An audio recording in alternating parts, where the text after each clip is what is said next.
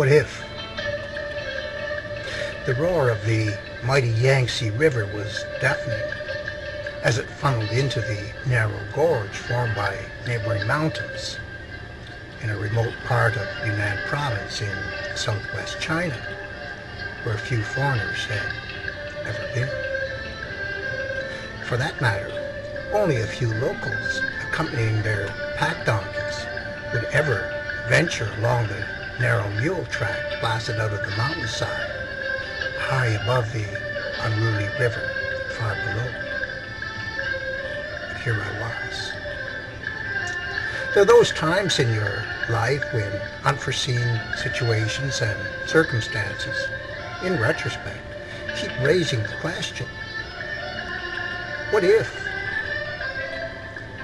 What if? What if? And this is one of those defining times. A time when 20 seconds was the microscopic juncture between the here and the hereafter. The great divide between heaven and earth. A gulf measured in seconds. An escape too close to comfort. Like the 9 lives of a cat, this incident, I believe, subtracts from my lifetime quota of close calls. I was taken to this desolate place by the dean of my university department at the Yunnan Finance and Trade Institute, where I was employed as a visiting professor. The dean had grabbed some government grants to do some tourism research in some out-of-the-way places in Yunnan that had not yet been promoted for tourism. I was the guinea pig foreigner whose opinion would factor into potential development decisions of the region, which had previously been declared a UN World Heritage Site. The place was known as Tiger Leaping Gorge, billed from the top of its mountain peaks to the depth of its riverbed as the deepest gorge in the world. I thought it might be equally billed as the loudest place in the world from the wild water fighting its way through the narrow gorge, or the scariest place in the world from our airy perch from which we observed the battle. This perch hung from rock venturing straight up to the mountain peak on one side and straight down to the howling river on the other, with no safety barriers inhibiting those who might venture too close to the edge. There was periodic evidence of rock slides along the way, both on our ledge and on the river edge far below. I wondered the fate of those caught in rock slides, as well as those who were there when the roadbed gave away. You can imagine my trepidation about being transported along this mule track in a van whose mechanical condition and whose driver's skills both were questionable. I also had some serious concerns about the strength of the mule track winding its way along the mountain slope, hoping it would not give way to the load of our van and driver, myself, and the 5 Chinese professors that were on board.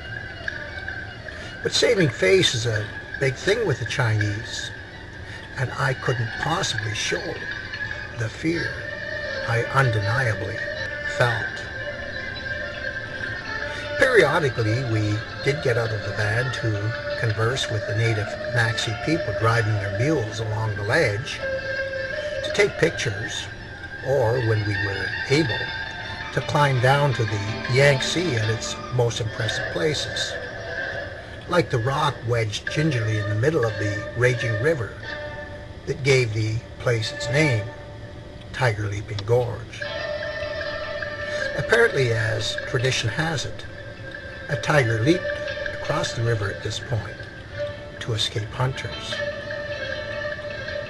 I had no idea how far along this ledge we were going to drive, or indeed where the ledge led to, if it led anywhere beyond a dead end. I was beginning to feel, however, that it wasn't much of a Sunday drive, and I had had just about enough. The answer to my first question, though, appeared in an impervious cloud of dust I saw just ahead. A rock slide threw tons of rubble onto the ledge, not 100 meters in front of us, a spot we would have passed in 20 seconds or so. We were close enough to catch the dust.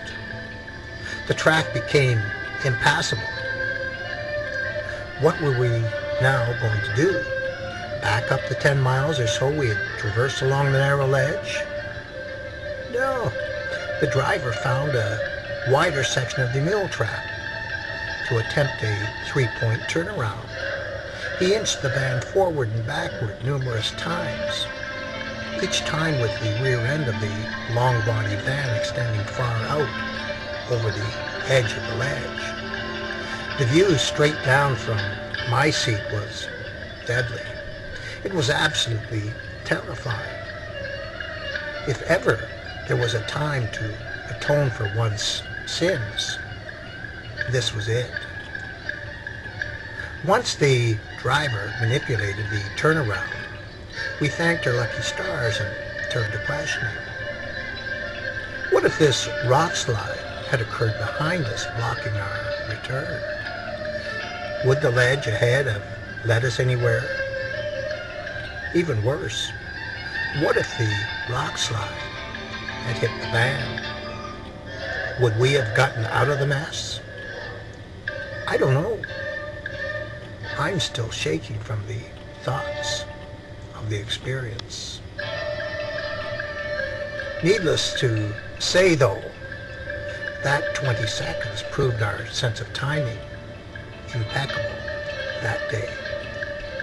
And that's why I'm here to tell you all about it.